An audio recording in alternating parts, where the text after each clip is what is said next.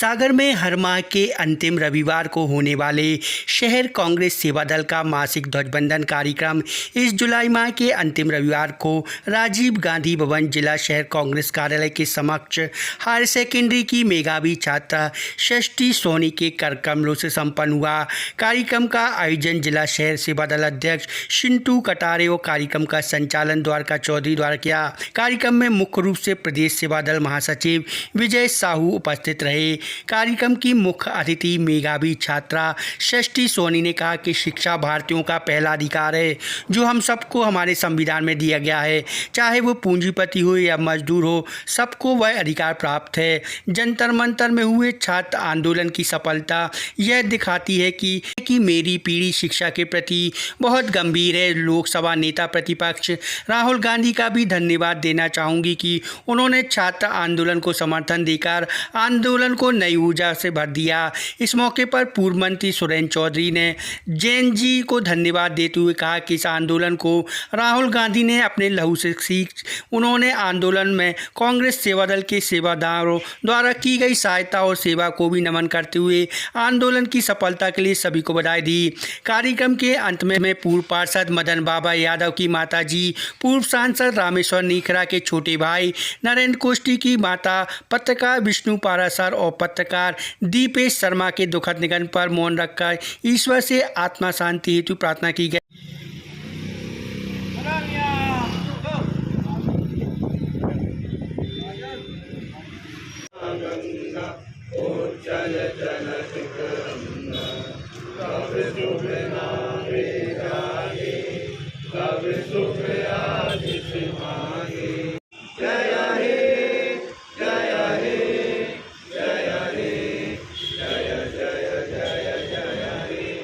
आजाद हिंद जिंदाबाद, कौमी नारा वंदे मातरम। मैं यहाँ पर किसी पॉलिटिकल पार्टी की तरफ से नहीं आई हूँ। मैं आज यहाँ एक एज अ स्टूडेंट आई हूँ, स्टूडेंट्स की तरफ से आई हूँ। और जो दिल्ली में जंतर मंतर में जो सीजेपी प्रोटेस्ट चल रहा है उनके सपोर्ट में आई हूँ। और मुझे गर्व है जो उन्होंने किया, जो भी उन्होंने किया। और मुझे याद है मतलब हमारे संविधान के प्रीएम्बल की एक पहली लाइन है कि we the people of India, मतलब हम भारत के लोग, हमारे देश की सबसे बड़ी ताकत है। और जो भी उन्होंने किया एजुकेशन के लिए किया, और एजुकेशन सिस्टम जो कि हमारा पहला अधिकार है, जो हमारा संविधान हमें देता है कि हमारा राइट है, राइट टू एजुकेशन। ये विडंबना है कि हमें उस अधिकार को मांगने के लिए सड़कों पर उतरना पड़ रहा है। जैसे मैंने पढ़ा कि India is a secular country, हमने अभी तक जो पढ़ा हमारी बुक्स में कि यहाँ पर अनेकों भाषाएं, अनेकों धर्म, अनेकों जातियाँ हैं। लेकिन जो सीजेपी प्रोटेस्ट हुआ वहाँ, उन्होंने हम सबको एक आईना दिखाया है कि सभी धर्मों से ऊपर उठकर जब हम अपने देश के बारे में सोचते हैं, जब हम अपने देश के भविष्य के बारे में सोचते हैं, जो हमारे देश के जेन्युइन मुद्दे हैं, जो वैलिड इश्यूज़ हैं, जो समस्याएं हैं, उन पर विचार करते हैं, तब हम एक सच्चे भारतीय कहलाते हैं। तो मैं यहाँ पर स्टूडेंट्स की तरफ से आई हूँ और राष्ट्रीय ध्वज के सम्मान में आई हूँ। आज बेहद खुशी का पल है कि आज हमारे जैन जी के तरफ से कांग्रेस सेवा दल परिवार ने जो हमारी जो किया है छात्र है, इसके द्वारा आज यह झंडा वंदन कराकर यह सीधा साफ संदेश दिया है।